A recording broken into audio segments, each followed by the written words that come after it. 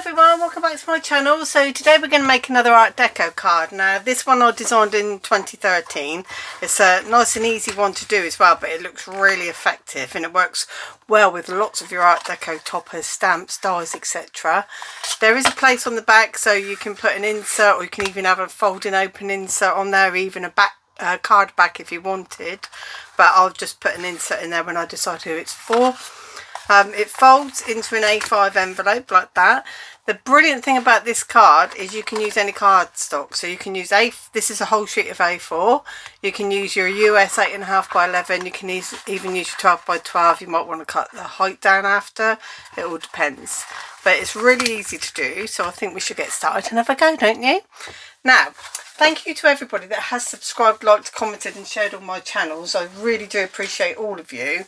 It's very kind of you to support me. I'm all about crafty know-how, so I'm teaching you the basics on how to go away and make all your own cards. So this is just the knowledge on how to make all of these card shapes.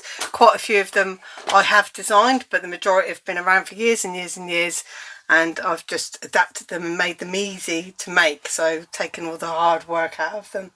So this one is, like I said, really simple to do. It's basically a couple of score lines, a mark and then a cut.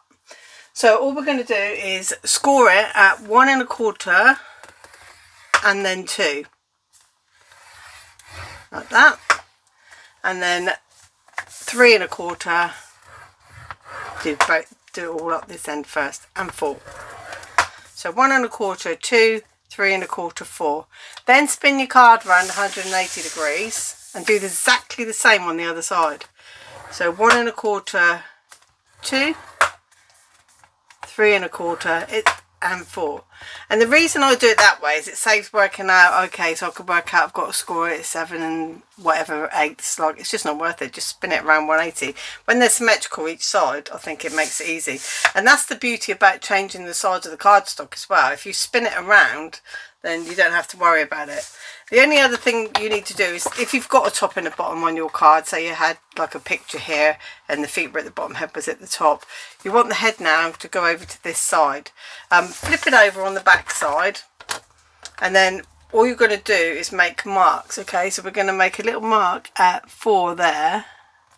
So I'm just using my scoreboard as you can use a ruler for this as well. If I open up the pen, it might help. So make a little mark there at 4 o'clock. 4 o'clock? At 4 inches.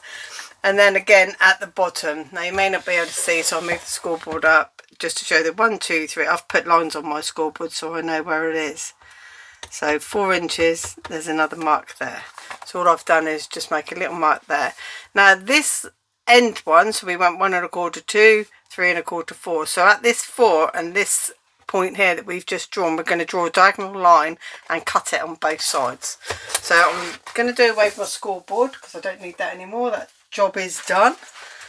And then we just get, I'm using a pen so that you can see, but at home please use a ruler, a pencil, so that you can rub that out afterwards. So I'm just going to put my ruler where I need that score line meets the top and this one down here, and this is why you need to rub it out because there'll be a little bit showing.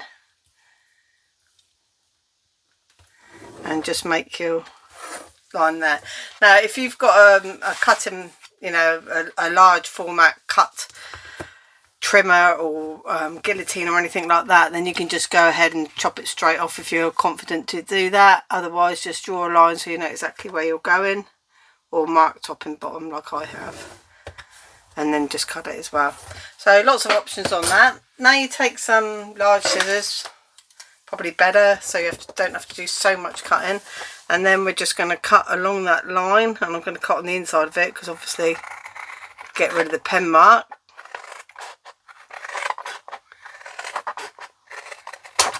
And that's going to give us our angles. You could always save those little corner pieces for another project as well. So just coming in,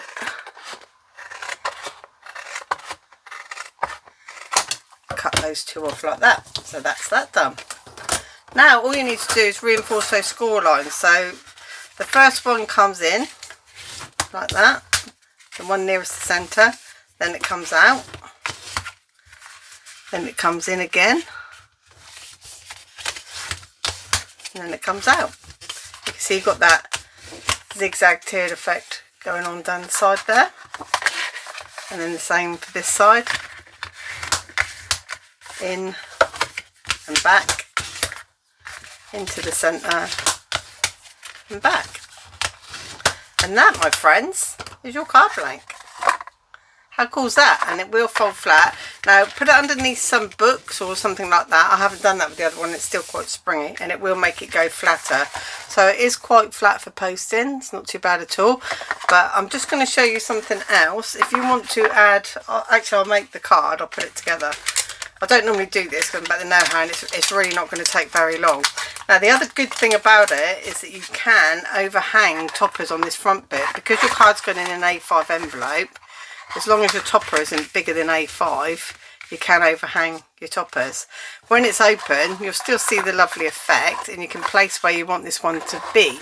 I liked it because it had the angles going down, and I thought, well, that suits the card, doesn't it? So it looks quite nice up the top end, I think. So I'll probably be placing that at the top, and I think I'll do it now. So I'm just going to put some foam pads. You can use foam tape rolls or anything like that. I'm just going to put them down through the centre. Probably put 8 on there, and you can see I don't worry about straightness or anything like that. You don't see it, you'll never see it again.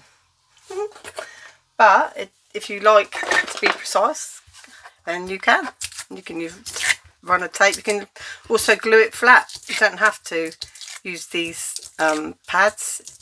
I always find that dimension always adds a little wow factor to your cards. You don't see a lot of cards with dimension when you buy them in the shops, do you, if you think about it? And if you do, they cost you a pretty penny.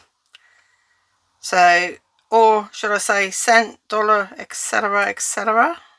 So I'm just lining up. What I'm doing is, because I've got these shapes, obviously shapes, so I'm going to go with those, try and get that in the centre.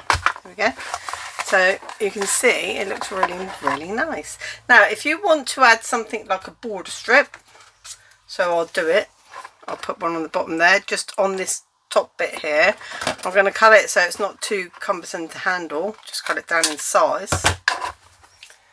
And then pop a bit of tape along there. Just grab my tape because I wasn't going to make the card, but decided I would. It's a very quick and easy video.